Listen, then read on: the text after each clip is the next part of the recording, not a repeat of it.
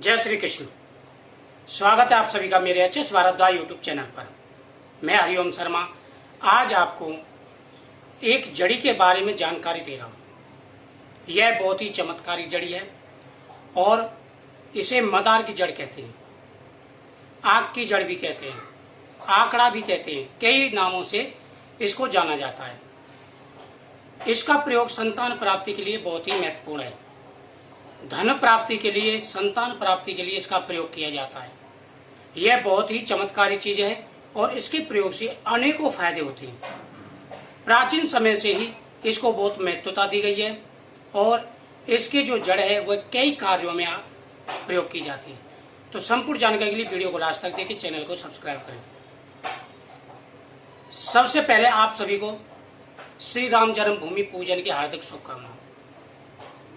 ये बड़ा हर्ष का दिन है और 2020 5 अगस्त स्वर्ण अक्षरों में लिखा जाएगा और इस दिन अपने घर में दीपावली का त्योहार जरूर मनाएं, दीपदान जरूर करें। अब मैं बात करता हूं सफेद आग की जड़ की, मदार की जड़। मदार की जो जड़ होती है यह कई चीजों में काम आती है। अगर आप घर में तरक्की से परेशान है, घर में तरक्की नहीं हो पा रही या संतान की प्राप्ति नहीं हो पा रही, पुत्र की प्राप्ति नहीं हो पा रही, तो आप इसकी जड़ का प्रयोग कर सकते हैं। शादी हो चुकी है, शादी के कई साल बाद भी अगर कंसम नहीं रुक रहा है, प्रेगनेंसी नहीं रुक रही है, गर्भ धारण नहीं हो रहा है, तो आप इसका प्रयोग कर सकते हैं। सबसे पहले आपको कई चीजों का ध्यान रखना होगा। यह बहुत ही पवित्र जड़ होती है। सफेद आग का पौधा जिस घर में लगाया जाता है उस घर में स्वयं गणेश जी का वास माना जाता है। जिस घर में अनेकों प्रकार की परेशानियां हो, मुसीबत हो, अगर उस घर में सफेद आग का पौधा लगा दिया जाए तो स्वयं माता लक्ष्मी का वास माना जाता है। और मैंने खुद देखा है, जिन जिन के घर में सफेद आग है, भगवान की कृपा से उनके घर में हर प्रकार का सुख है। सफेद आग की जड़ को अगर रवि पुष्प योग में ला करके तिजोरी में रखा जाए तो धन की बरकत होती है। मदार की जड़ को अगर रवि पुष्प योग में ला करके अपने पीले कपड़े में बांध करके जेब में रखा जाए और अगर कोर्ट कचहरी का मामला चल रहा है, आपको कामयाबी नहीं मिल रही है, तो आप उसको साथ रख के ले जा सकते हैं। इससे आपकी अवश्य विजय होगी। संतान प्राप्ति में प्रॉब्लम आ रही है या पुत्र प्राप्ति आप चाहते हैं तो मदार की जड़ का प्रयोग कर सकते हैं। अब मैं आपको इसकी विधि बताऊंगा, किस विधि से आपको प्रयोग करना है। सबसे पहले यह देख लें कि गुरु पुष्प योग कब पड़ रहा है या रवि पुष्प योग कब पड़ रहा है या पुष्य नक्षत्र कब पड़ रहा है।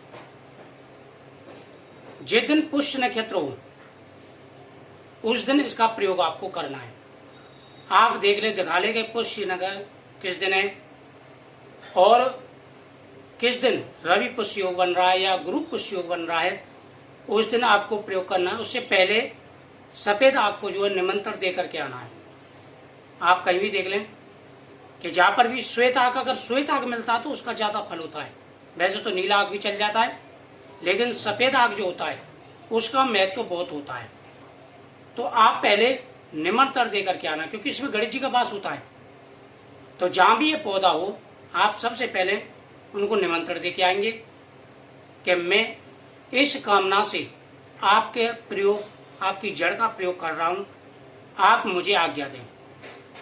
उसके बाद में जिस दिन इसका प्रयोग करना है सुबह के समय आप इसको लेके आएं और इसको पंचामृत से स्नान कराएं या दूध से स्नान करा सकते हैं। उसके बाद में इसको आप गणेश जी के चरणों में रखते हैं। कहते हैं कि जिस घर में सफेद आग का पौधा होता है वहां पर 12 साल के बाद में इस आग की जड़ में गणेश जी की मूर्ति बन के पैदा हो जाती है। और सफेद आग की मूर्ति बन करके गणेश जी की जिस घर में रखी जाती है, यह बहुत ही हजारों में से कोई बिरला होता है जिसको ये जड़ प्राप्त होती है। और अगर आप अपने घर में लगाते हैं तो जैसे जैसे ये आगे बढ़ता है वैसे घर में धन बढ़ता है। और आप इसको लगाते हैं तो 12 साल के बाद में स्वतः ही पेड़ सूख जाता है और मूर्ति बन के तैयार हो जाती है। उस मूर्ति को अगर घर में रखा जाए तो दोस्तों जीवन में वह हासिल होता है जिसकी आप कल्पना भी नहीं कर सकते हैं।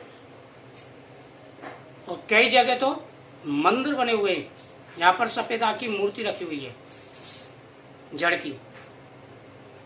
तो आपको भगवान गणेश जी के चरणों में उसको रख देना है, रख करके धूप दीप दिखाएं, धूप दीप दिखा करके और संतान गोपाल मंत्र का पाठ करें उसके सामने। उसके बाद में भगवान की आज्ञा लें, यह एक दंताय विद्वय वक्रतुंडा धीमे तन्नो दंती प्रचोदयात्, इस मंत्र का भी, गायत्री मंत्र का भी आप पाठ कर सकते हैं। उसके बाद में आपको आज्ञा लेनी है, आज्ञा लेकर के और आपको उस दिन इसका प्रयोग करना है। रवि पुष्प योग में ला करके या गुरु पुष्प योग में ला करके इसको रख लें। और जिस दिन आपकी सम तिथि और सम दिन पड़े उस दिन आपको रिलेशन बनाना है और इसको या तो काले धागे में या पीले कपड़े में सिल करके और स्त्री को अपनी कमर में बांधना है। उसके बाद में आपको रिलेशन बनाना है। भगवान की कृपा से जो आप चाहते हैं वह मनोकामना आपकी पूरी हो। और यह गुप्त रूप से आपको प्रयोग करना है। बहुत ही चमत्कार है इसका, बहुत बड़ा प्रयोग होता है। और सफेद आग की महिमा तो आप सभी जानते ही हैं। सफेद आग, तुलसी, ये अगर जिस घर में हो उस घर में कभी कोई मुसीबत आ ही नहीं सकती है। ये बहुत ही अच्छा प्रयोग है। तो कई प्रकार से इसका प्रयोग आप कर सकते हैं। संतान प्राप्ति के लिए जो मैंने आपको प्रयोग बताया है, इस प्रयोग को आपको करना है। और रवि पुष्प योग में और गुरु पुष्प योग पड़ जाए और जिस दिन आपका समदिन समतिथि भी पड़ जाए तो समझ लीजिए 100% आपका कार्य हो गया। नहीं तो आप इसको उस नक्षत्र में ला करके रख लें और जब दिन आपका शुभ पड़े, समतिथि समदिन पड़े, उस दिन आपका इसका योग प्रयोग करें। भगवान गणेश जी का आशीर्वाद प्राप्त होगा और शीघ्र से शीघ्र आपकी मनोकामना अवश्य पूरी होगी। तो मुझे उम्मीद है आपको ये जानकारी अच्छी लगी होगी। तो वीडियो को लाइक शेयर जरूर करें और दोस्तों चैनल को सब्सक्राइब करना ना भूलें। ओम गंगणपति नमः।